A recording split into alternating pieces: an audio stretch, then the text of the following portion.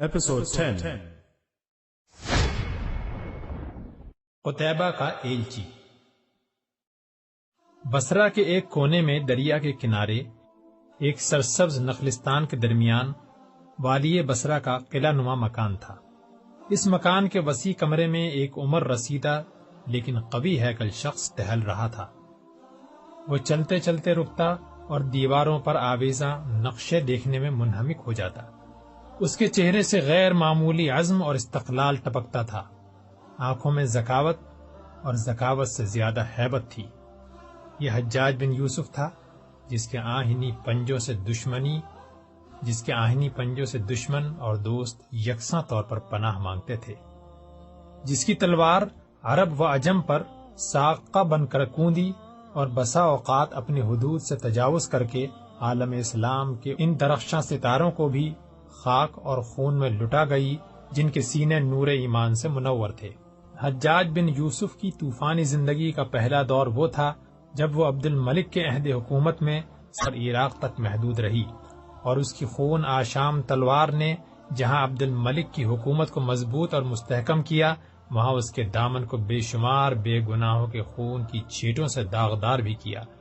لیکن ولید کا عہد مسلمانوں کے لیے نسبتاً امن کا زمانہ تھا، اور حجاج بن یوسف اپنی زندگی کے باقی چند سال مشرق و مغرب میں مسلمانوں کی فتوحات کی راہیں صاف کرنے میں صرف کر رہا تھا۔ جب ہم حجاج بن یوسف کی کتاب زندگی کے آخری اوراق پر نگاہ دوڑاتے ہیں تو ہمیں حیرت ہوتی ہے کہ قدرت سندھ، ترکستان اور اسپین میں مسلمانوں کی سطوت کے جھنڈے لہرانے کے لیے اس شخص کو منتخب کرتی ہے جو آج سے چند سال قبل مکے کا محاصرہ کر رہا تھا۔ وہ آنکھیں جنہوں نے عبداللہ بن زبیر رضی اللہ تعالی عنہ کو اپنے سامنے قتل ہوتے دیکھ کر ترس نہ کھایا، سندھ میں ایک مسلمان لڑکی کی مصیبت کا حال سن کر پرنم ہو جاتی ہیں۔ تاریخ ہمارے سامنے ایک اور اہم سوال پیش کرتی ہے، اور وہ یہ کہ عرب اور ایران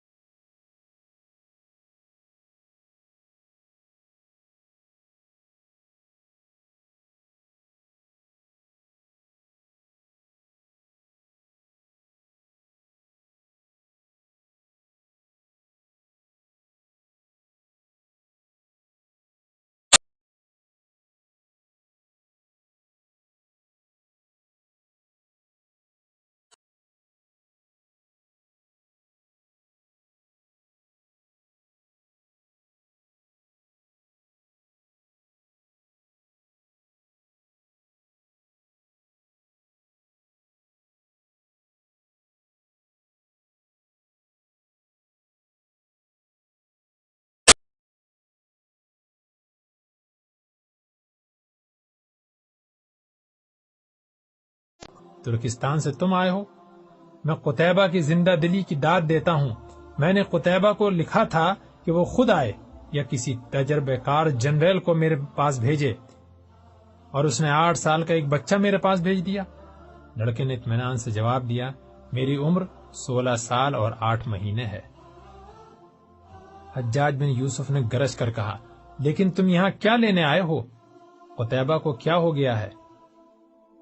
لڑکے نے جواب دیے بغیر آگے بڑھ کر ایک خط پیش کیا۔ حجاج بن یوسف نے جلدی سے خط کھول کر پڑھا اور قدر مطمئن ہو کر پوچھا، وہ خود سیدھا میرے پاس کیوں نہیں آیا؟ تمہیں یہ خط دے کر کیوں بھیجا ہے؟ لڑکے نے کہا، آپ کس کے متعلق پوچھ رہے ہیں؟ حجاج بن یوسف کی قوت برداشت جواب دے رہی تھی۔ اس نے چلا کر کہا، وہ بے وقوف جس کے متعلق قتیبہ نے لکھا ہے کہ میں اپنا بہترین سالار بھیج رہا ہوں۔ لڑکے نے پھر اطمینان سے جواب دیا، قتیبہ کے مکتوب میں جس کا ذکر ہے وہ تو میں ہی ہوں۔ اگر آپ کسی اور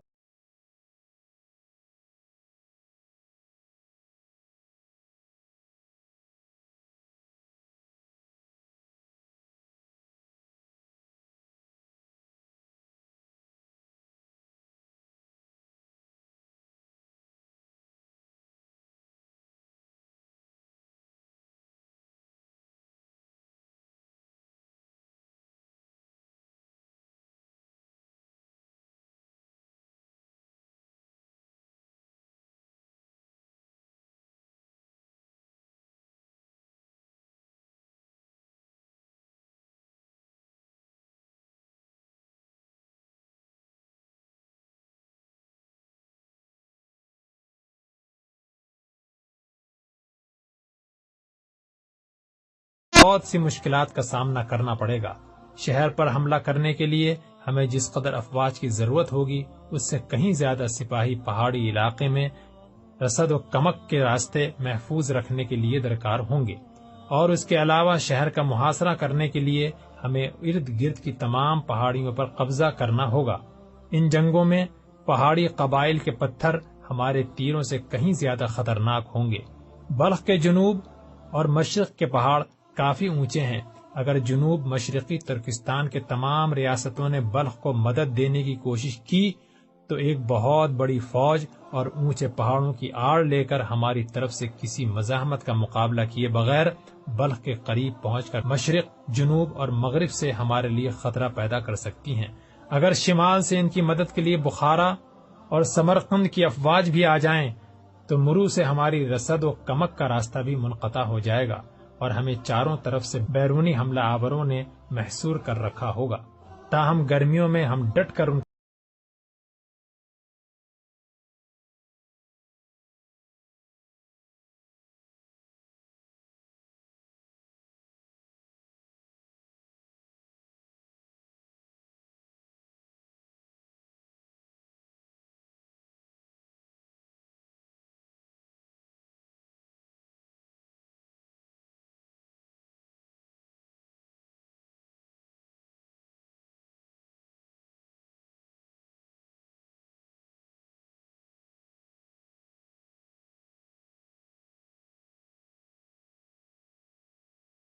کیا خیال ہے کہ مشرق کی طرف پیش قدمی کا ارادہ ترک کر دیا جائے؟ نہیں، ترکستان پر تسلط رکھنے کے لیے مشرق میں ہماری آخری چوکی بلخ نہیں ہوگی، بلکہ ہمیں کاشغر اور چترال کے درمیان تمام پہاڑی علاقے پر قبضہ کرنا پڑے گا، لیکن میں اس سے پہلے بخارا کو فتح کرنا ضروری خیال کرتا ہوں۔ اس میں ہمیں دو فائدے ہوں گے، ایک یہ کہ ترکستان کا اہم ترین شہر ہے اور اہل ترکستان پر اس کا فتح کا وہی اثر ہوگا جو مدائن کی فتح کے بعد ایرانیوں اور دمشق کے بعد رومیوں پر ہوا تھا۔ دوسرا یہ کہ بخارا کا محاصرہ کرتے وقت ہمیں باہر سے ان خطرات کا سامنا نہیں کرنا پڑے گا جو میں بلخ کے متعلق بیان کر چکا ہوں۔ بخارا کو فتح کرنے کے بعد ہم مرو کے بجائے اسے اپنی فوج کا مستقل بنا سکتے ہیں، وہاں سے سمرقند اور سمرقند سے قوقند اور فرغانہ کی طرف پیش قدمی کر سکتے ہیں۔ ان فتوحات کے بعد مجھے امید نہیں کہ ترکستان کی قوت مدافعت باقی رہے۔ اس کے بعد میری تجویز یہ ہے کہ بخارا اور سمرقند سے ہماری افواج جنوبی ترکستان کی طرف پیش قدمی کریں اور قوقند کی افواج کا شغر کی طرف رخ کریں۔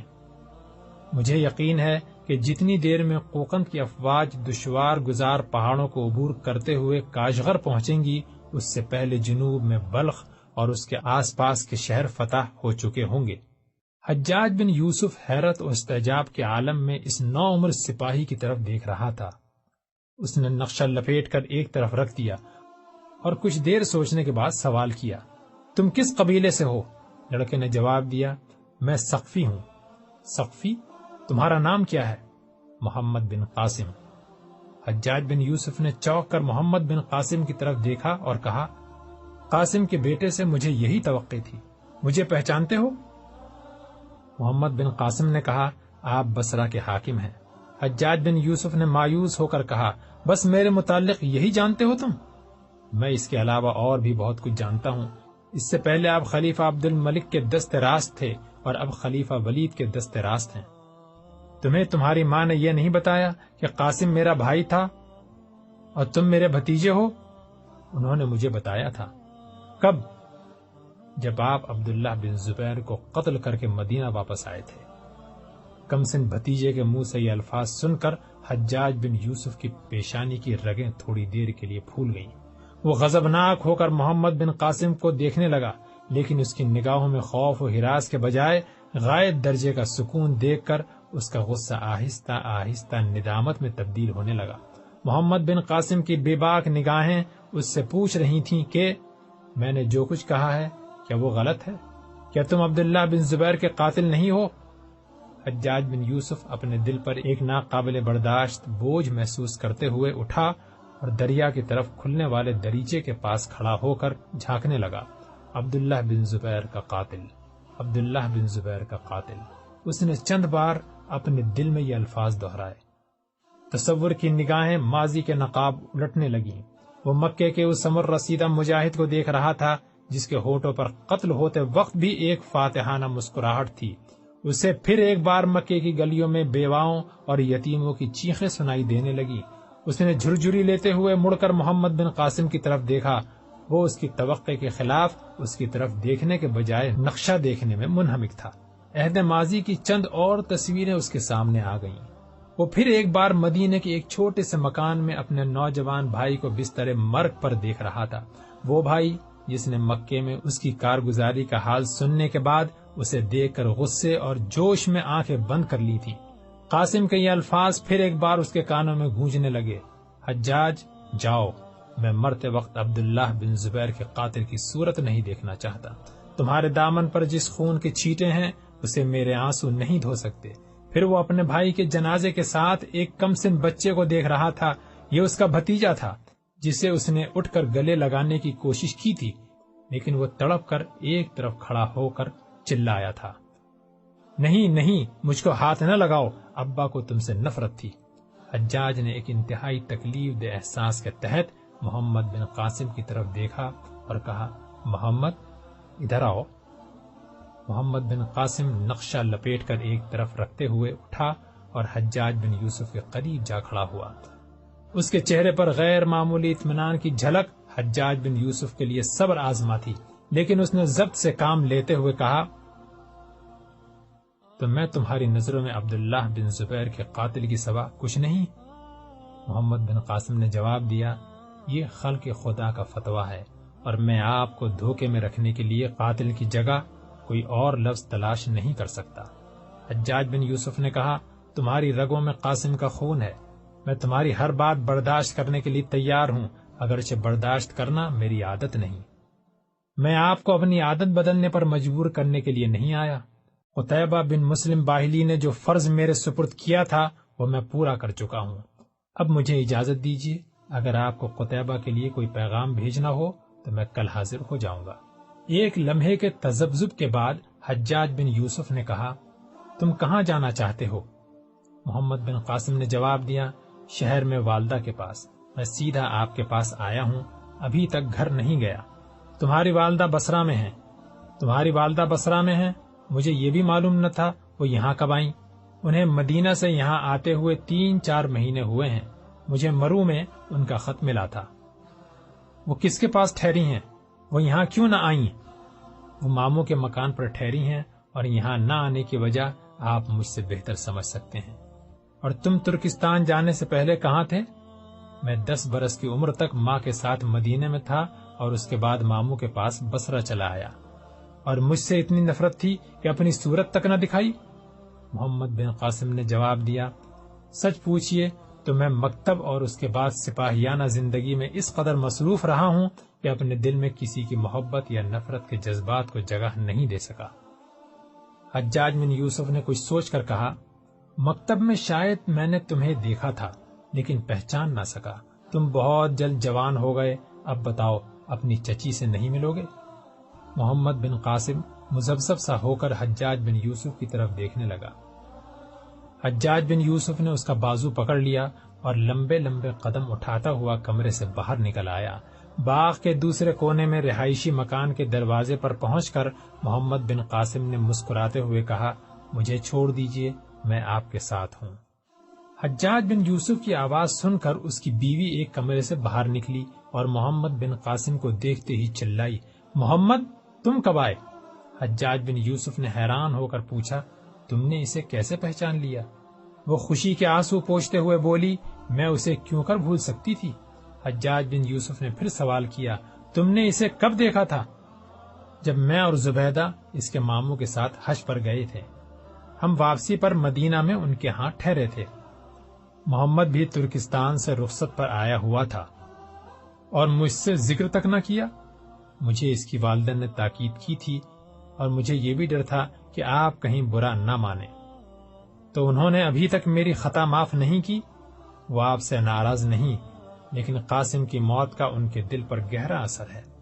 حجاج بن یوسف نے کچھ سوچ کر محمد بن قاسم کی طرف دیکھا اور کہا، محمد چلو، میں تمہارے ساتھ چلتا ہوں۔ حجاج کی بیوی نے کہا، نہیں نہیں، آپ ابھی وہاں نہ جائیں۔ لیکن کیوں؟ وہ بیمار ہیں۔ تو اس صورت میں مجھے ضرور جانا چاہیے۔ محمد بن قاسم نے بے چین سا ہو کر کہا، امی جان بیمار ہیں، مجھے اجازت دیجیے۔ محمد بن قاسم بھاگ کر مکان سے باہر نکل گیا۔ حجاج بن یوسف اس کا ساتھ دینے کے لیے مڑا، لیکن اس کی بیوی نے آگے بڑھ کر راستہ روک لیا۔ نہیں نہیں، آپ نہ جائیں، میں ضرور جاؤں گا۔ تمہیں یہی ڈر ہے نا کہ وہ مجھے برا بھلا کہیں گی اور میں طیش میں آ جاؤں گا؟ نہیں، ان کا حوصلہ اس قدر پست نہیں۔ تو پھر مجھے ان کی تیمارداری سے کیوں منع کرتی ہو؟ اور یہ تمہیں کیسے معلوم ہوا کہ وہ بیمار ہیں؟ مجھے ڈر ہے کہ آپ خفا ہو جائیں گے۔ میں آپ سے ایک بات چھپاتی رہی ہوں۔ وہ کیا؟ جب سے وہ یہاں آئی ہیں میں ہر تیسرے چوتھے دن ان کے گھر جایا کرتی ہوں۔ کل میں نے خادمہ کو بھیجا اور اس نے بتایا کہ ان کی طبیعت بہت خراب ہے۔ میں ابھی وہاں سے ہو کر آئی ہوں۔ اگر آپ کا ڈر نہ ہوتا تو میں کچھ دیر اور وہاں ٹھہرتی۔ آج زبیدہ میرے ساتھ تھی اور ان کی حالت دیکھ کر میں… حجاج بن یوسف نے تسلی دیتے ہوئے کہا، تم ڈرتی کیوں ہو؟ صاف صاف کہو، اگر تم زبیدہ کو وہاں چھوڑ آئی ہو تو برا نہیں کیا۔ وہ ابھی آ جائے گی، میں نے خادمہ کو بھیج دیا ہے۔ لیکن تم نے یہ سب کچھ مجھ سے کیوں چھپایا؟ کیا تمہارا یہ خیال تھا کہ مجھ میں انسانیت کی کوئی رمق باقی نہیں رہی؟ مجھے معاف کیجیے۔ اچھا، اب تم بھی میرے ساتھ چلو۔ زبیدہ محمد بن قاسم کی ماں کے سرہانے بیٹھی اس کا سر دبا رہی تھی۔ ایک شامی لونڈی اس کے پاس کھڑی تھی۔ محمد بن قاسم کی والدہ نے کراہتے ہوئے زبیدہ کا ہاتھ اپنے نحیف ہاتھ سے پکڑ لیا اور اسے اپنی آنکھوں پر رکھتے ہوئے کہا، بیٹی، تمہارے ہاتھوں سے میری جلتی ہوئی آنکھوں کو ٹھنڈک پہنچتی ہے، لیکن مجھے ڈر ہے کہ تمہارے باپ کو پتہ لگ گیا تو وہ بہت خفا ہوگا اور پھر شاید تم کبھی بھی یہاں نہ آ سکو گی۔ بیٹی جاؤ۔ زبیدہ نے آنکھوں میں آنسو بھرتے ہوئے جواب دیا، میرا جی نہیں چاہتا کہ میں آپ کو اس حالت میں چھوڑ کر جاؤں۔ صحن میں کسی کی آہٹ پا کر زبیدہ نے اٹھ کر باہر جھانکا۔ محمد بن قاسم اپنے گھوڑے کی لگام حبشی غلام کے ہاتھ میں تھما کر بھاگتا ہوا آگے بڑھا۔ دروازے پر زبیدہ کو دیکھ کر جھانکا اور پہچان کر بولا، تم یہاں؟ امی کیسے ہیں؟ زبیدہ جواب دینے کے بجائے اس کی سپاہیانہ حیت سے مرعوب سی ہو کر ایک طرف ہٹ گئی اور محمد بن قاسم اندر داخل ہوا۔ بیٹے پر نگاہ پڑتے ہی ماں کا زرد چہرے پر رونق آ گئی۔ اس نے اٹھ کر بیٹھتے ہوئے کہا، بیٹا تم آ گئے؟ محمد بن قاسم نے اس کے قریب بیٹھ کر سر سے خود اتارتے ہوئے کہا، امی آپ کب سے علیل ہیں؟ بیٹا، بصرہ پہنچتے ہی میری صحت خراب ہو گئی تھی، لیکن مجھے کیوں نہ لکھا؟ بیٹا، تم گھر سے کوسوں دور تھے اور میں تمہیں پریشان نہیں کرنا چاہتی تھی، اور یہ خود تمہارے سر پر مجھے بہت اچھا معلوم ہوتا ہے، اسے پھر پہن کر دکھاؤ۔ میں اپنے نوجوان مجاہد کو سپاہیانہ لباس میں اچھی طرح دیکھنا چاہتی ہوں۔ محمد بن قاسم نے مسکراتے ہوئے خود اپنے سر پر رکھ لیا۔ ماں کچھ دیر ٹکٹکی باندھ کر اس کی طرف دیکھتی رہی۔ اس کے منہ سے بے اختیار دعا نکلی، میرے اللہ، یہ سر ہمیشہ اونچا رہے۔ محمد بن قاسم سے نظر ہٹا کر اس نے زبیدہ کی طرف دیکھا اور کہا، بیٹی تم کیوں کھڑی ہو؟ بیٹھ جاؤ۔ زبیدہ جو ابھی تک دروازے کے قریب تھی جھجکتی اور شرماتی ہوئی آگے بڑھی اور بستر کے قریب ایک کرسی پر بیٹھ گئی۔ ماں نے محمد بن قاسم کی طرف دیکھا، محمد تم نے اسے نہیں پہچانا؟ اس نے جواب دیا، میں نے اسے دیکھتے ہی پہچان لیا تھا، لیکن زبیدہ تم کیسے آئیں؟ چچا کو تو ابھی بھی معلوم نہ تھا کہ امی جان یہاں ہیں۔ ماں نے پریشان ہو کر پوچھا، تم اپنے چچا سے مل کر آئے ہو؟ ہاں امی، قتیبہ کا ضروری پیغام تھا، اس لیے میں سیدھا ان کے پاس پہنچا اور وہ مجھے پکڑ کر گھر لے گئے۔ وہ خود بھی آپ کے پاس آنا چاہتے تھے، لیکن میں آپ کی علالت کا حال سن کر بھاگ آیا اور انہیں ساتھ نہ لا سکا۔ ماں نے مغموم صورت بنا کر کہا، خدا کرے یہاں آنے میں اس کی نیت نیک ہو۔ زبیدہ کا سرخ و سفید چہرہ زرد ہو رہا تھا۔ اس نے کرسی سے اٹھ کر کہا، چچی جان میں جاتی ہوں۔ شامی کنیز بھی اٹھ کر کھڑی ہو گئی، لیکن اتنے میں باہر کسی کے پاؤں کی چاپ سنائی دی اور شامی کنیز نے آگے بڑھ کر صحن کی طرف جھانکا اور اس کے منہ سے ہلکی سی چیخ نکل گئی۔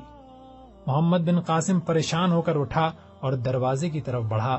زبیدہ کی ماں اندر داخل ہوئی اور حجاج بن یوسف نے دروازے پر رک کر محمد بن قاسم سے کہا، محمد، اپنی ماں سے پوچھو مجھے اندر آنے کی اجازت ہے؟ محمد بن قاسم نے مڑ کر ماں کی طرف دیکھا اور کہا، کیوں امی، چچا اندر آنے کی اجازت چاہتے ہیں۔ ماں نے سر اور چہرہ ڈھانپتے ہوئے جواب دیا، گھر میں آنے والے مہمان کے لیے دروازہ بند نہیں کیا جا سکتا، انہیں بلا لو۔ حجاج بن یوسف اندر داخل ہوا۔ زبیدہ کے چہرے پر کئی رنگ آ چکے تھے۔ اس کی ماں نے اس کے سر پر ہاتھ رکھتے ہوئے کہا، بیٹی ڈرتی کیوں ہو؟ تمہارے ابا خود تمہاری چچی کے مزاج پرسی کے لیے آئے ہیں۔ حجاج بن یوسف کو وہاں بیٹھے چند ساعتیں نہ گزری تھیں کہ گلی میں لوگوں کا شور سن کر محمد بن قاسم باہر نکلا اور تھوڑی دیر بعد مسکراتا ہوا واپس آ کر کہنے لگا، آپ کو دیکھ کر محلے کے تمام لوگ ہمارے دروازے پر جمع ہو گئے تھے۔ وہ سمجھ رہے تھے کہ آپ ہمیں قتل کرنے کے لیے آئے ہیں۔ حجاج بن یوسف کے چہرے پر ایک دردناک مسکراہٹ نمودار ہوئی اور اس نے سر جھکا لیا۔ تیسرے دن محمد بن قاسم پھر حجاج بن یوسف کے پاس پہنچا اور ترکستان جانے کا ارادہ ظاہر کیا۔ حجاج بن یوسف نے پوچھا، تمہاری ماں کی طبیعت اب کیسی ہے؟ محمد بن قاسم نے جواب دیا، ان کی حالت اب پہلے سے کچھ اچھی ہے اور انہوں نے مجھے واپس جانے کی اجازت دے دی ہے۔ میرا ارادہ ہے کہ میں آج ہی روانہ ہو جاؤں۔ حجاج بن یوسف نے جواب دیا، میں نے آج صبح قتیبہ کے پاس اپنا قاصد روانہ کر دیا ہے اور اسے لکھ بھیجا ہے کہ مجھے تمہاری تجویز سے اتفاق ہے، اب تم کچھ عرصے یہیں رہو گے، لیکن میرا وہاں جانا ضروری ہے۔ قتیبہ نے مجھے جلد واپس آنے کے لیے بہت تاکید کی تھی۔ حجاج نے جواب دیا، لیکن مجھے اس جگہ تمہاری زیادہ ضرورت ہے، مجھ پر ایک بہت بڑا بوجھ ہے اور تم میرا ہاتھ بٹا سکتے ہو۔ میں یہاں سے اکیلا ہر محاذ کی نگرانی نہیں کر سکتا۔ اس کے علاوہ تمہارے متعلق میں نے دربار خلافت میں لکھا ہے، ممکن ہے تمہیں وہاں ایک فوجی مشیر کا عہدہ سنبھالنا پڑے، لیکن دمشق میں مجھ سے کہیں زیادہ تجربے کار لوگ موجود ہیں۔ میں یہ نہیں چاہتا کہ دربار خلافت میں آپ کے اثر و رسوخ کا ناجائز فائدہ اٹھاؤں۔ ابھی مجھے بہت کچھ سیکھنا ہے، آپ مجھے ترکستان جانے کی اجازت دیں۔ محمد، تمہارا یہ قیاس غلط ہے۔ تم اگر بھتیجے ہونے کے بجائے میرے بیٹے بھی ہوتے تو بھی میں تمہاری بیجا حمایت نہ کرتا۔ مجھے یقین ہے کہ تم بڑی سے بڑی ذمہ داری سنبھال سکتے ہو۔ یہ محض اتفاق ہے کہ تم میرے بھتیجے ہو۔ پرسوں کی ملاقات میں جو اثر تم نے مجھ پر ڈالا ہے، اس کے بعد خواہ تم کوئی ہوتے، میں یقیناً تمہارے لیے یہی کچھ کرتا۔ قتیبہ بذات خود غیر معمولی صلاحیتوں کا مالک ہے، وہ تمہارے بغیر کام چلا سکے گا۔ تم میدان جنگ کے بجائے دمشق یا بصرہ میں رہ کر اس کی زیادہ مدد کر سکتے ہو۔ تم نوجوان ہو، وہ نوجوان جو بوڑھوں کی آواز سے ٹس سے مس ہونے کے عادی نہیں، یقیناً تمہاری آواز پر لبیک کہیں گے۔ قتیبہ کی سب سے بڑی مدد یہ ہوگی کہ تم یہاں یا دمشق میں بیٹھ کر اس کے لیے مزید سپاہی بھرتی کرتے رہو۔ دوسری محاذ پر ہماری افواج مغربی افریقہ تک پہنچ چکی ہیں۔ ممکن ہے کہ موسیٰ بن نصیر کسی دن سمندر عبور کر کے اسپین پر حملہ کرنے کے لیے تیار ہو جائے۔ اس صورت میں ہمارے لیے مغربی محاذ ترکستان کے محاذ سے بھی زیادہ اہم ہو جائے گا۔ اس لیے جب تک دربار خلافت سے میرے مکتوب کا جواب نہیں آتا تم یہیں رہو۔ اور تمہارے ماموں جان ابھی تک کوفہ سے آئے کہ نہیں؟ محمد بن قاسم نے جواب دیا، وہ شاید آج آ جائیں۔ انہیں آتے ہی میرے پاس بھیجنا اور کہنا کہ یہ والی بصرہ کا حکم ہے، حجاج بن یوسف کی درخواست ہے۔ محمد بن قاسم باہر نکلا تو ایک کنیز نے کہا کہ آپ کی چچی آپ کو اندر بلاتی ہیں۔ محمد بن قاسم حرم سرا میں داخل ہوا۔ زبیدہ اپنی ماں کے پاس بیٹھی ہوئی تھی۔ محمد بن قاسم کو دیکھ کر اس کے چہرے پر حیا کی سرخی چھا گئی اور وہ اٹھ کر دوسرے کمرے میں چلی گئی۔ چچی نے محمد بن قاسم کو اپنے سامنے ایک کرسی پر بٹھا لیا اور پوچھا، بیٹا تمہارے ماموں جان آئے ہیں یا نہیں؟ محمد بن قاسم نے جواب دیا، وہ آج آ جائیں گے، لیکن ان کی کیا ضرورت پڑ گئی؟ چچا بھی مجھ سے انہی کے متعلق پوچھتے تھے۔ کچھ نہیں بیٹا، ایک کام ہے۔ محمد بن قاسم چچی سے رخصت ہو کر گھر پہنچا تو حجاج بن یوسف کی ایک بوڑھی خادمہ باہر نکل رہی تھی۔ وہ اندر داخل ہوا تو ماں بستر پر تکیے کا سہارا لیے بیٹھی تھی۔ وہ اسے دیکھتے ہی مسکرا کر بولی، بیٹا اب تو شاید تمہیں چند دن اور یہیں رہنا پڑے گا۔ ہاں امی، چچا نے دربار خلافت میں فوجی مشیر کے عہدے کے لیے میری سفارش کی ہے اور مجھے جواب آنے تک یہیں ٹھہرنا پڑے گا۔ بیٹا حجاج کبھی کسی پر مہربان نہیں ہوا، لیکن تم بہت خوش نصیب ہو۔ امی، میں اپنے پاؤں پر اٹھنا چاہتا ہوں۔ اگر دمشق جا کر مجھے معلوم ہوا کہ میں اپنے نئے عہدے کا اہل نہیں تو میں واپس چلا جاؤں گا۔ مجھے ڈر ہے کہ وہاں بڑی بڑی عمر کے لوگ مجھ پر ہنسیں گے اور سب یہی کہیں گے کہ میرے ساتھ خاص رعایت کی گئی ہے۔ بیٹا، حجاج میں لاکھ برائیاں ہیں، لیکن اس میں ایک خوبی ضرور ہے کہ وہ عہدے داروں کا انتخاب کرتے وقت غلطی نہیں کرتا۔ میں خود یہ نہیں چاہتی کہ وہ میرے بیٹے کے ساتھ کوئی رعایت کرے، لیکن اگر اس نے تمہاری کوئی بیجا رعایت بھی کی ہے تو میں یہ چاہتی ہوں کہ تم نہ صرف خود کو اپنے منصب پر اہل ثابت کر دکھاؤ، بلکہ یہ ثابت کر دو کہ تم اس سے زیادہ اہم ذمہ داری سنبھال سکتے ہو۔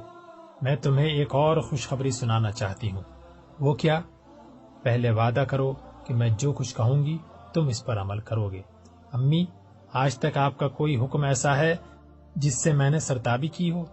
جیتے رہو بیٹا، میری دعا ہے کہ جب تک دن کو سورج اور رات کو چاند اور ستارے میسر ہیں تمہارا نام دنیا میں روشن رہے، اور قیادت کے دن مجاہدین اسلام کے ماؤں کے صف میں میرے گردن کسی سے نیچی نہ ہو۔ ہاں امی، وہ خوشخبری کیا ہے؟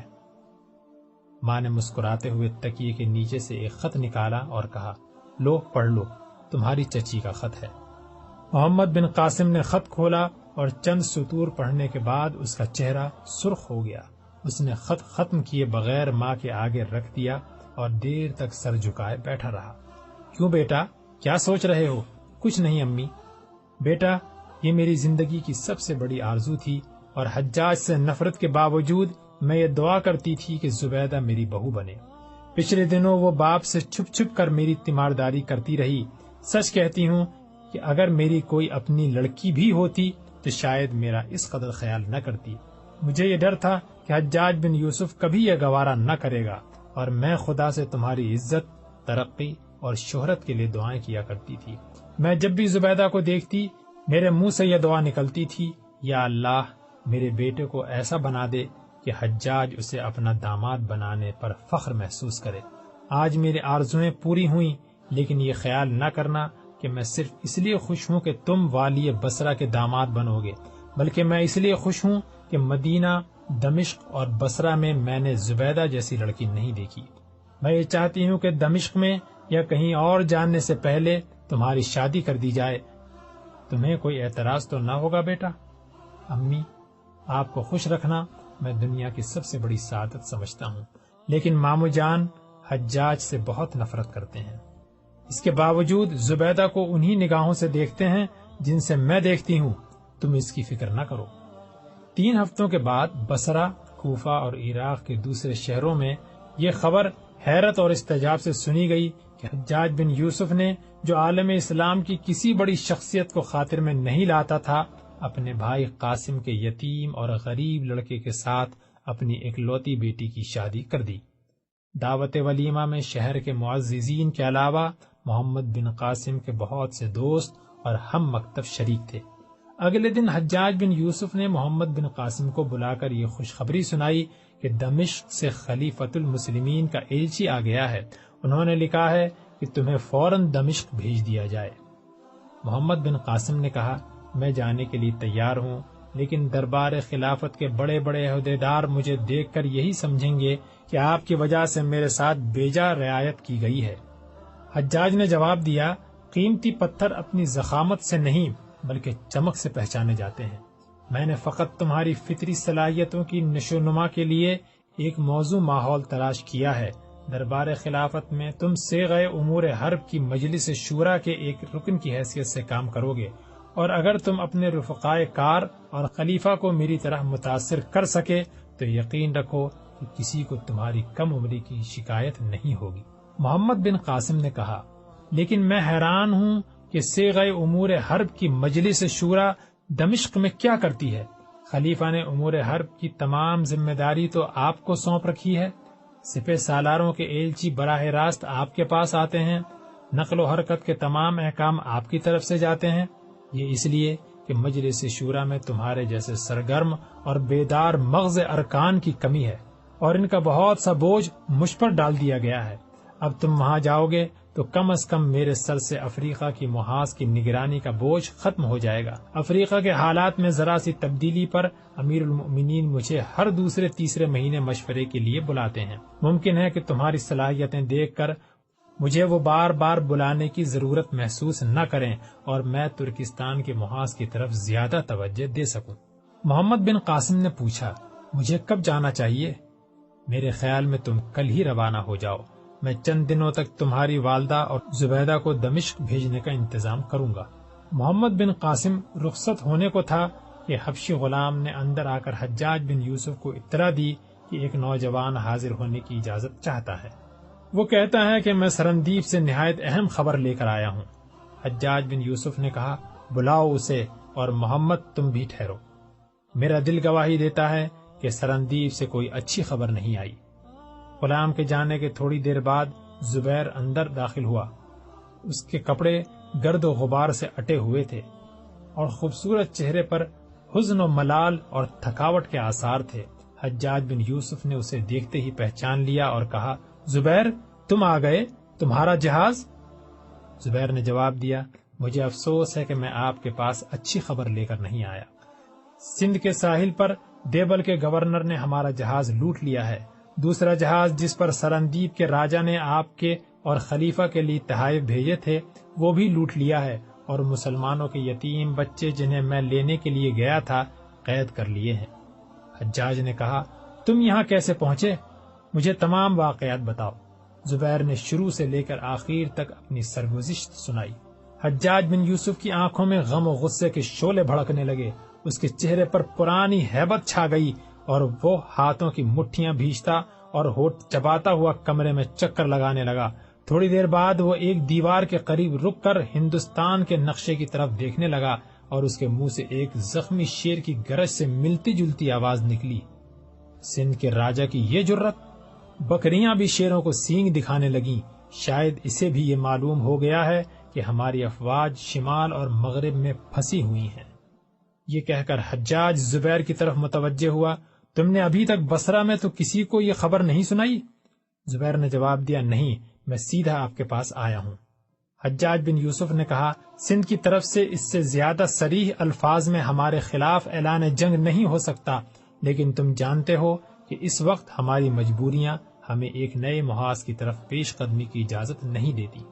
میں یہ چاہتا ہوں کہ یہ المناک خبر ابھی عوام تک نہ پہنچے، وہ خود جہاد پر جانے کے لیے تیار ہوں یا نہ ہوں، لیکن مجھے کوسنے میں کوتاہی نہیں کریں گے۔ زبیر نے کہا، آپ کا مطلب ہے کہ آپ یہ سب کچھ خاموشی سے برداشت کر لیں گے؟ حجاج نے جواب دیا، سرے دست خاموشی کے سوا میرے لیے کوئی چارہ نہیں۔ میں مکران کے گورنر کو لکھتا ہوں کہ وہ خود سندھ کے راجہ کے پاس جائے، ممکن ہے کہ وہ اپنی غلطی کی تلافی کے لیے آمادہ ہو جائے اور مسلمان بچوں کو اس کے حوالے کر دے۔ زبیر نے کہا، میں آپ کو یقین دلاتا ہوں کہ وہ اپنی غلطی کے اعتراف کرنے پر آمادہ نہیں ہوں گے۔ ابو الحسن کا جہاز لاپتہ ہونے پر بھی آپ نے مکران کے گورنر کو وہاں بھیجا تھا، لیکن انہوں نے اپنی لا علمی کا اظہار کیا، اور مجھے یقین ہے کہ ابو الحسن کا جہاز بھی لوٹا گیا تھا اور وہ اور اس کے چند ساتھی ابھی تک راجہ کی قید میں ہیں۔ میں خود بھی مکران کے عامل سے مل کر آیا ہوں۔ وہ یہ کہتے تھے کہ ان کے ساتھ راجہ اور اس کے اہلکار گزشتہ ملاقات میں نہایت ذلت آمیز سلوک کر چکے ہیں، اس لیے وہ بذات خود دوبارہ اس کے پاس جانا پسند نہیں کرتے۔ تاہم انہوں نے آپ کا مشورہ کیے بغیر مکران کے سالار اعلیٰ عبید اللہ کی قیادت میں دیبل کے حاکم کے پاس ایک وفد بھیج دیا ہے۔ جو کچھ میں دیکھ چکا ہوں اس سے میرا اندازہ ہے کہ دیبل کا راجہ انتہا درجے کا بے رحم اور ہٹ دھرم ہے، اور عبداللہ بھی کافی جوشیلا ہے۔ ممکن ہے کہ وہاں ان کے ساتھ بھی وہی سلوک ہو جو ہمارے ساتھ ہو چکا ہے، اور وہ راجہ سے ملاقات کرنے سے پہلے ہی کسی خطرے کا شکار ہو جائیں۔ حجاج نے کہا، تاہم میں عبداللہ کی واپسی کا انتظار کروں گا، اور اگر وہ بھی اچھی خبر نہ لایا تو میں کچھ نہیں کر سکتا۔ سندھ ایک وسیع ملک ہے اور ہمیں وہاں لشکر کشی سے پہلے ایک لمبی تیاری کی ضرورت ہے۔ یہ بھی ممکن ہے کہ امیر المؤمنین ترکستان، افریقہ اور اس کے بعد شاید اندلس کی فتح سے پہلے ہمیں سندھ پر لشکر کشی کی اجازت نہ دیں۔ محمد بن قاسم اب تک خاموشی سے یہ باتیں سن رہا تھا۔ اس نے زبیر کی مایوس نگاہوں سے متاثر ہو کر کہا، خلیفہ کو رضامند کرنے کی ذمہ داری میں لیتا ہوں۔ اگر آپ اجازت دیں تو میں کل کے بجائے آج ہی دمشق روانہ ہو جاؤں۔ حجاج نے جواب دیا، برخوردار، جاتے ہی خلیفہ کو ایسا مشورہ دے کر تم اپنی سپاہیانہ صلاحیتوں کا اچھا مظاہرہ نہیں کرو گے۔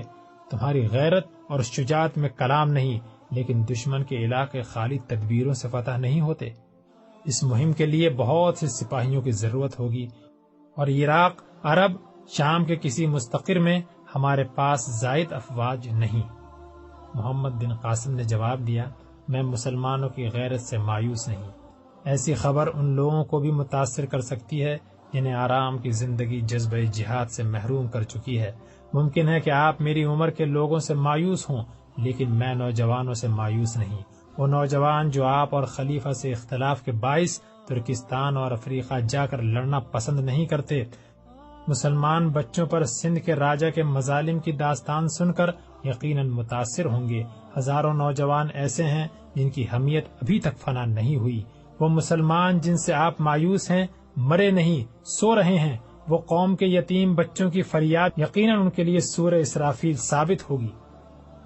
حجاج بن یوسف گہری سوچ میں پڑ گیا۔ زبیر نے موقع دیکھ کر ایک سفید رومال جس پر ناہید کی تحریر تھی اپنی جیب سے نکال کر اسے پیش کیا اور کہا، آپ کے نام یہ مکتوب ابو الحسن کی لڑکی نے اپنے خون سے لکھا تھا، اور مجھ سے کہا تھا کہ اگر حجاج بن یوسف کا خون منجمد ہو چکا ہو تو میرا یہ خط پیش کر دینا، ورنہ اس کی ضرورت نہیں۔ حجاج بن یوسف رومال پر خون سے لکھی ہوئی تحریر کی چند سطور پڑھ کر کپ کپا اٹھا، اور اس کی آنکھوں کے شعلے پانی میں تبدیل ہونے لگے۔ اس نے رومال محمد بن قاسم کے ہاتھ میں دے دیا اور خود دیوار کے پاس جا کر ہندوستان کا نقشہ دیکھنے لگا۔ محمد بن قاسم نے شروع سے لے کر آخر تک یہ مکتوب پڑھا۔ مکتوب کے الفاظ یہ تھے، مجھے یقین ہے کہ والی بصرہ قاصد کی زبانی مسلمان بچوں اور عورتوں کا حال سن کر اپنی فوج کے غیور سپاہیوں کو گھوڑوں پر زینے ڈالنے کا حکم دے چکا ہوگا، اور قاصد کو میرا یہ خط دکھانے کی ضرورت پیش نہیں آئے گی۔ اگر حجاج بن یوسف کا خون منجمد ہو چکا ہے تو شاید میری تحریر بھی بے سود ثابت ہو۔ میں ابو الحسن کی بیٹی ہوں۔ میں اور میرا بھائی ابھی تک دشمن کی دسترس سے محفوظ ہیں، لیکن ہمارے ساتھی ایک ایسے دشمن کی قید میں ہیں جس کے دل میں رحم کے لیے کوئی جگہ نہیں۔ قید خانے کی اس تاریک کوٹری کا تصور کیجئے جس کے اندر اسیروں کے کان مجاہدین اسلام کے گھوڑوں کی ٹاپوں کی آواز سننے کے لیے بے قرار ہیں۔ یہ ایک معجزہ تھا کہ میں اور میرا بھائی دشمن کی قید سے بچ گئے تھے، لیکن ہماری تلاش جاری ہے، اور ممکن ہے ہمیں بھی کسی تاریک کوٹری میں پھینک دیا جائے۔ ممکن ہے اس سے پہلے ہی میرا زخم مجھے موت کی نیند سلا دے اور میں عبرتناک انجام سے بچ جاؤں، لیکن مرتے وقت مجھے یہ افسوس ہوگا وہ سوار رفتار گھوڑے جن کے سوار ترکستان اور افریقہ کے دروازے کھٹکھٹا رہے ہیں اپنی قوم کے یتیم اور بے بس بچوں کی مدد کو نہ پہنچ سکے۔ کیا یہ ممکن ہے کہ